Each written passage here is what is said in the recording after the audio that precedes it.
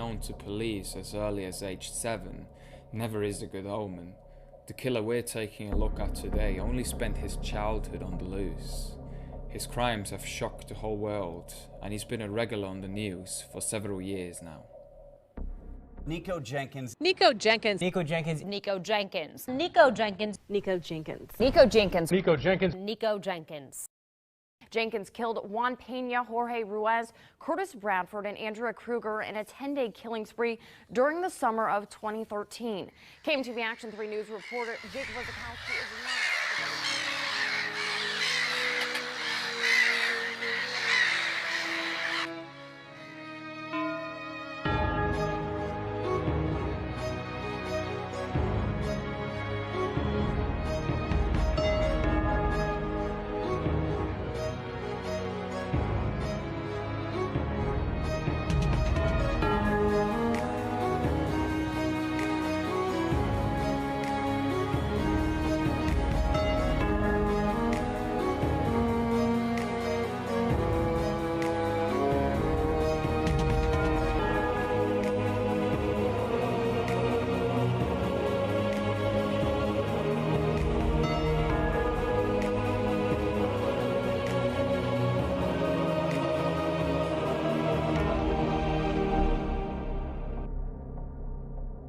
Niko Allen Jenkins was born on 16th of September in 1986 in Omaha, Nebraska, to parents David McGee and Laurie Jenkins. Jenkins watched his parents fight regularly when he grew up. His father David, who passed away in 2009, was convicted multiple times for terroristic threats during Niko's childhood. Niko's mother Laurie was also convicted of felonies more than once. He grew up with his 5 sisters, who weren't angels either. 3 of them have spent time in a prison cell before 2013. Niko himself was already known to police at the age of 7 after bringing a loaded handgun to his elementary school. At the age of 11, Niko was kicked out of a group home for repetitive violence and stopped attending school on a regular basis. By age 13, he had committed multiple assaults, including 1 knife assault. Jenkins was first sent to prison in 2003, aged 17, for 2 armed carjackings after spending time in a youth detention facility. While incarcerated, he was charged twice, for his part in a 2006 prison riot, as well as for assaulting a prison guard. Nevertheless, Jenkins only spent 10.5 years of his 21-year prison sentence behind bars and was released in July of 2013. The time spent in prison wasn't enough for Jenkins to become a changed man. Even worse, 2 weeks after his release, Jenkins ended up committing 4 murders within a couple of days. It was about 5 AM on the morning of August 11th, 2013, when a patrol officer discovered 2 bodies in a white Ford pickup truck. The car was parked in Spring Lake Park, Omaha. Both victims, Juan Pena and Jorge Ruiz, had been shot in the head. 8 days later, on August 19th at 7 AM, the body of Curtis Bradford was found outside a detached garage in a neighborhood in Omaha. As the previous 2 victims, Bradford was also shot in the head. Jenkins wasn't alone when he committed those 3 murders. It later turned out that his sister Erica played a vital role in the slayings. Before Niko shot the first 2 victims, he and Erica had robbed the 2 men. The 3rd victim, Curtis Bradford, was a fellow inmate of Niko. The Jenkins siblings pretended to rob a new victim together with Bradford, but ended up shooting him. Erica was eventually sentenced to life in prison for first-degree murder. It's reported that she was the one firing first at Bradford. Her brother Niko then shot the victim a 2nd time in his head, to which Erica yelled at him as he had taken her first kill away. Jenkins' 4th and final victim, Andrea Kruger, was discovered on August 21st at about 2:15 AM by a deputy sheriff responding to a shots-fired call. Her body was found laying in a road with multiple bullet wounds. The mother of 3 had been returning home after a bartending shift with her SUV.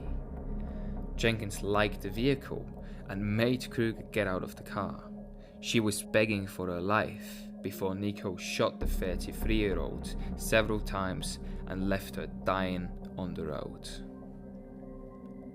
You may ask yourself why on earth Niko Jenkins was out on the street and not behind bars. Well, that's mainly down to the laws. The Nebraska law dictates that every inmate, with a few exceptions, receives 1 day credit for 1 day served.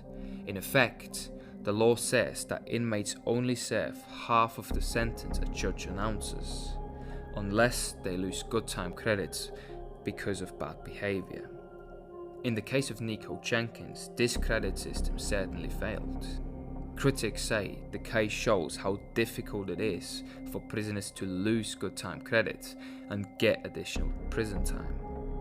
From 2005 to 2011, prison records show Jenkins was written up at least 8 times for refusing to submit a search, assault on a corrections officer, 3 episodes of using threatening language, 2 episodes of tattoo activities, and creating a weapon out of a toilet brush. Nevertheless, Jenkins only served half of his 21-year prison sentence due to good time credits. Furthermore, Douglas County Attorney Don Kleine said that under case law, an inmate has to have gone in and out of prison in order to get additional prison time. Because Jenkins never left prison, he was let go after serving 10.5 years. Counted against him. He was seen on CCTV with his sister at the local gun store buying the kind of ammunition that had been used to commit the killings. On the evening of September 3rd, Jenkins confessed to all 4 murders during an 8-hour interview. Throughout the confessions, Jenkins blamed different reasons for his doings. For the first 5 hours, he blamed the killings on his cousins. Later on, he said that he had committed the murders due to his religion. He had felt possessed by a demon and had sacrificed the deaths to the Egyptian snake god Apophis. In between that, Jenkins also said that he wanted to get revenge on a corrections system that threw him away without treating his mental illness. Jenkins saw or still sees himself as a mentally ill individual who would have needed help when he was released. But listen yourself. Here are some excerpts of the interrogation tape. There you go. I don't like to be alone. I need to speak to someone. Okay. That's what makes my mind frame goes back. I'm schizophrenic, bipolar, sir. I don't take medication, so right now that's why I'm trying to stay. That's why I told them they need to hurry up when I'm in this mind frame. Okay. So that when I speak to you, this is clear. And but another thing, what I'm about to do, you, the sheriff office, and you guys need to be honest with me. Okay. Because if we're going to make this work and get this closure for this family, you're going to have to tell me what you have and what you don't have. That way I know if I have to go get it for you, because these are my cousins. Okay. These are my 2 family members, the ones that were in the house that day. Okay. Niko, John Pankinen. First of all, this is going to be a long night, but you're going to get everything that you're going to need to give her family closure. But I want you to understand something, and I'm going to say this very clearly. I was not there. This was them, my little cousins, the one that were in the house with me. That when I got to serve the search warrant. Right. This was their ritual of sacrifice.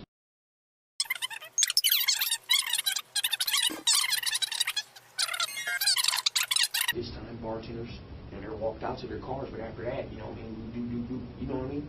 Because the specific point was to get her to an isolated place. You see what I'm saying? To where, and obviously, when you're out there, only thing that's like, especially off of Maple, once you leave off of Maple, everything is black. Everything's black out there. So it was a perfect opportunity. And that's why y'all don't even understand, man. I don't understand how hard this is for me right now, because I'm portraying my family. Do y'all understand it? This is not just me. I understand one family's getting closure, you know, but I'm literally betraying my family and my bloodline.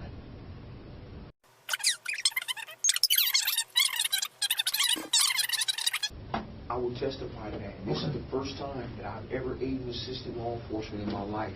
So any jury, any judge, any prosecutor will be, once I sit on that stand and testify to this, it's golden. Any jury is not going to look at me and say, oh, he's told before and he's done. With my history and my reputation and this first-time testimony of ever in assist law enforcement, and everything that I'm saying is accurate. Okay. Realize I got Niko Jenkins? Do you not realize that? I got Niko Jenkins. I got you.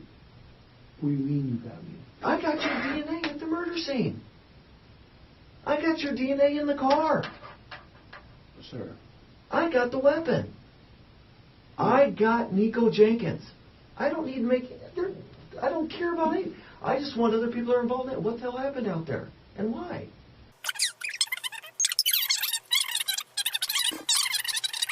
This is not just some psycho killer that just wanted to go trophy. I am documented psychiatrically disordered. I'm documented chemically imbalanced. This is a fact. Yeah. So my point is... We're well aware of that. My point is this, though. This family didn't deserve this. Right.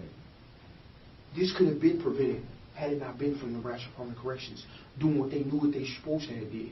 And they never gave me an opportunity. They never gave me an opportunity for treatment because I wouldn't take the medicine. The 8-hour tape, plus all the other evidence police had on Jenkins, was enough to get him to court. Before the court hearings had started, Jenkins' lawyer claimed that his client wasn't competent to stand trial. The motion was declined and the trial began in April of 2014. However, it wasn't long until Jenkins wanted to turn directions. Against his lawyer's advice, Niko Jenkins testifies in his own defense, saying he's fighting for his life. Soviet resurrection. Russia, get Kevin. Yelling something about a socialist revolution at our cameras, and during his hearing, yelling over Judge Peter Battalion, quote, "Let me talk, Your Honor, you're violating my human rights." A very long and complicated process was followed, and the death penalty hearing was postponed to August that year. Against Jenkins' will, his defense psychiatrist wrote a report about Jenkins' competence in July of 2014, after he had mutilated himself in jail. Judge Battalion made the following decision. Not fit to